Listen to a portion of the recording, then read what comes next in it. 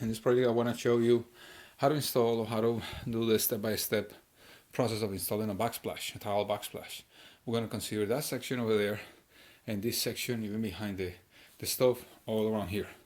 We're going to use this type of mosaic, and we're going to change some outlets. These are new nice devices that this one comes with a USB port and all that. I'm not going to get too much into it in this video, but I'm going to have some lights under the cabinets that are going to be controlled by one switch over there and another switch over there for that section, including the little section over there that's going to have some cork boards.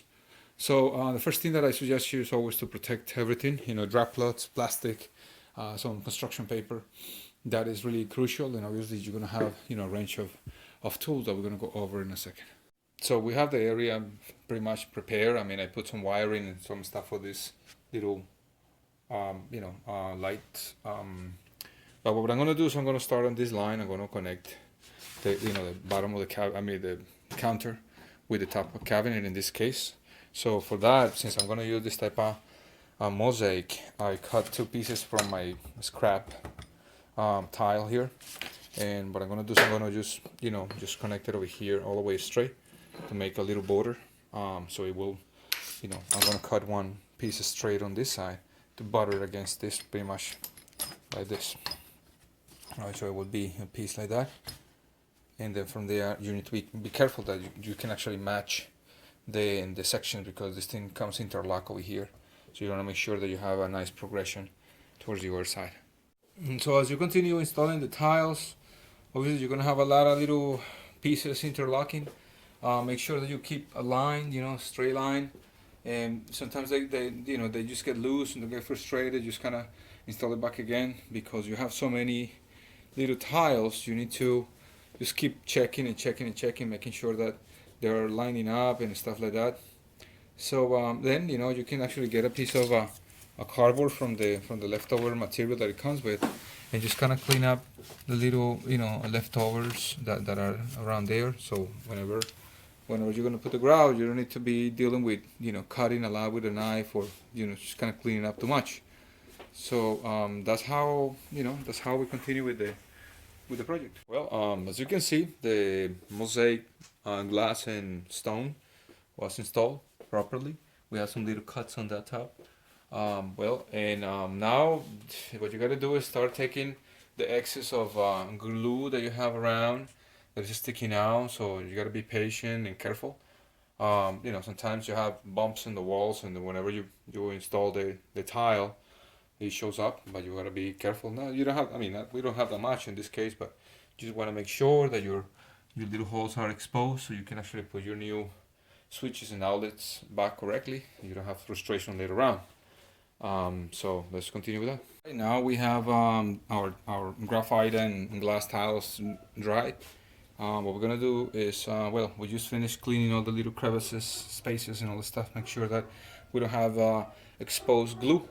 And yet we probably need to do a little more work, but anyway, so far it looks good. What we're gonna do is we're gonna use this unsanded grout due to the small gaps, and this one is silver. The color is silver for your reference. And this is actually instead of water, we're gonna use this cold grout boost, which is an acrylic, like a liquid acrylic, and we're gonna mix it up properly. Be careful when you're mixing too much of the material, will make this thing like a soup. So you want to make sure that you have a fairly good consistency that you can actually transport with your grout applicator. All right, so that's what we're gonna do. The grout was mixed. Obviously, you gotta maintain the proportion. Make sure that you don't do it too light or too heavy, too thick. Mix it up with a drill and like a mixing spade over here, and let it set for about 10 minutes. Then mix it up again and then apply it to the surface.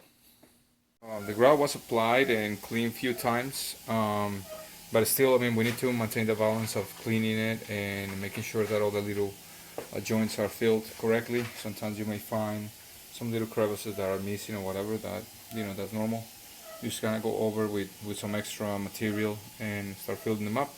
So it's gonna take few times, cleaning it before we can truly say that it's ready for use. All right, this is the last part of the project. Showing it to you. Well, the idea is to make sure that everything is nice and clean. The last time that you wipe this out, I recommend you to use just dry sponges and whatever you use it dry. Um, Make sure that the lines are nice and thin. You don't want to be exaggerating the bottoms and the corners. Now we put this beautiful outlets on the walls. This one has actually a USB port over here as well. The switch for the lights on top. And that's it. Just make sure that everything is nice. You're gonna maybe bump into little areas, especially when you're working with slates or graphite. So you need to clean it up. Almost with a little toothpick or a razor or whatever, razor blade. But it's beautiful. I mean, I really like it. I hope you have an idea now how to use these backsplashes and how to install them. So thank you so much for watching. I'm going to be adding this to a list of backsplash projects. And I'll see you in the next one. If you're not a subscriber, please subscribe, share it with your friends, and like it. Okay? See you in the next one.